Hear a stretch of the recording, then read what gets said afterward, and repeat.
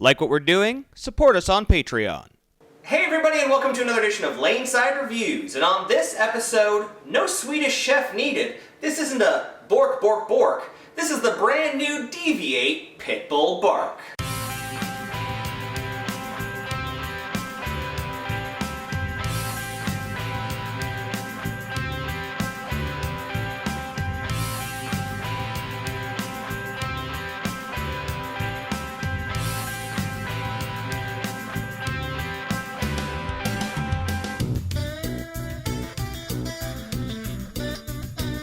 Alright guys, so welcome back. As always, I'm the Bearded Beast, Rob Johnson, joined once again by Scoops Porter, and as we said, we're looking at DV8's new Pitbull Bark.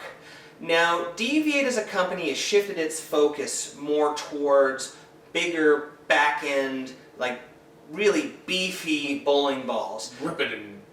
Yeah, and this is the first of that line. So what they wanted is something that had lots of back end and way more hitting power. So they brought in something new. Why don't you tell us about it, Scoops? Well, it's got the same Pitbull asymmetric core that is featured in the other Pitbulls. Yeah, that's not new. No. And they have the Composite Fang Max cover stock on it. That's new. That base cover stock is the same as the Kingpin Max from Brunswick. So this is a really strong ball. But they also borrowed something else from Brunswick. What?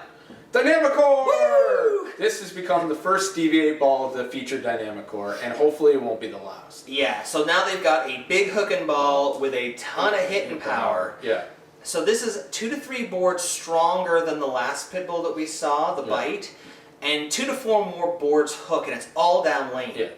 And what I liked as a low tilt guy, this is a ball that I could throw and keep throwing for longer. It didn't read the transition quite as quickly as a traction ball, and allowed me to stay in it a little bit longer before it burned up. So I was really happy with it. Kind of floated a little bit more than the previous Pitbulls. Absolutely, and gave a lot more shape down lane.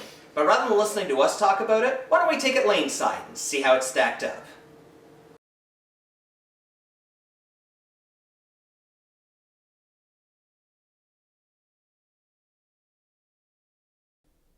Alright guys, here is Wayne Porter, our speed dominant player. He's bowling on Defy House Shot. Now right away, Whoa. Dynamic core. Dynamic core. Woo! That blue stuff. I think it was really quickly evident with Wayne here. This is a strong ball. It is an early ball, but it still has some motion down lane. Yeah, exactly. You're not giving it all up. Yeah, not all in the front end, which was a complaint, not that I had for Wayne, but for myself. Yeah. As a low tilt bowler, these big balls, you get them rolling right away. Yeah. And they're already, when they want to roll and you have it rolling, that's there's no more roll when you get to the... And for somebody like Wayne, who doesn't have a lot of revs, if he sees some friction or they're dry, a ball like this he'd have to put away real quick. Yeah. And this is a ball that actually gets down lane and shapes for him. Yeah. And that's what I mean. We've talked about it for front to back. You got your skid, your hook, and your roll phase. Absolutely. So if your ball's rolling in your skid phase, you're in trouble. You're in trouble. And like you said, this one just floats down the lane a little bit better than the previous ones. Yep. And with that dynamic core, it's extra hitting power. Yeah. You can see it's not deflecting very much. It's getting through the pins really nice. Well, and that's the other thing is if it does start to roll out a little bit because it's so strong, because of the dynamic core, you're going to get the pop that you would have lost with a little bit of, so like you said previously, you'll get to play it a little bit longer. Yep. You can move in a little bit deeper and give up a little bit of the angle, but still get the carry that you would get otherwise. You're not going to get as many plaque 10, half 10.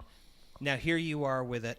Now, we talked about distance, about a ball's hooking in your skid phase. Yeah. That's a bad thing. Yeah, exactly. They say that the optimum range for a ball to be rolling forward, especially with an asymmetric ball, is 5 feet from the pocket. If you're hooking in your skid phase, which is usually in your first, 15 feet, that's a long way to roll forward. Yeah, I was going to say. That's, for you, we don't see any roll forward here. That ball is actually retaining a little bit of that tilt before it snaps down and rolls. You can see the little bit more length that I'm getting with the medium speed. Yep. You can see it. Now you're in a little bit from your bread and butter. I'd say you're probably 5 and 3, maybe 6 and 4 left of where you usually play. Yeah.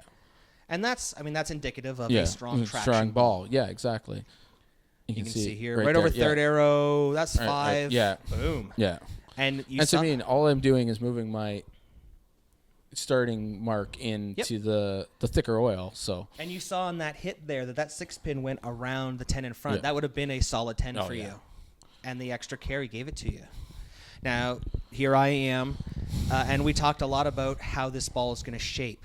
For a low tilt bowler, traction balls don't shape well. And you can see I'm keeping that in the oil. Yeah. That's a dynamic core yeah, hit. Exactly. 100% that was a flat 10 for me. And that's the thing is you don't have to give up the pocket as much to try to attack the angle. That's where I'd have to play that ball to play it in the league. Now you can see I'm getting a little farther out. That was a lot of shape down lane. Yeah. Which is amazing for, like you said, a high-end ball like this. Yep. With low tilt. Yeah. The ball's already trying to read early. Now watch. Yeah. This ball is shaping for me and continuing through the pins. Now, it's not as continuous as you'd see as like a symmetric ball. No. But it still can get a little more continuation. Even playing it flat-wristed. Yeah. Wow. Showing a little bit of versatility. Got to keep it in the oil. There's no doubt about that. Now, this is the big one. When you get the lane shot, watch where it's not skidding and not rolling too strong. Yep, you can see it. There, still got that spin up at the back end. And I got that out in the friction, which I would have rolled it out normally. So this is good ASIM. All right, guys, that about wraps it up for another show. If you like what you saw this episode and want to find out more, don't forget to follow us on Facebook at Laneside Reviews or click below. You can also subscribe to our YouTube channel or click on the box. Or if you missed our last video or just want to watch it again, you can click on the other box.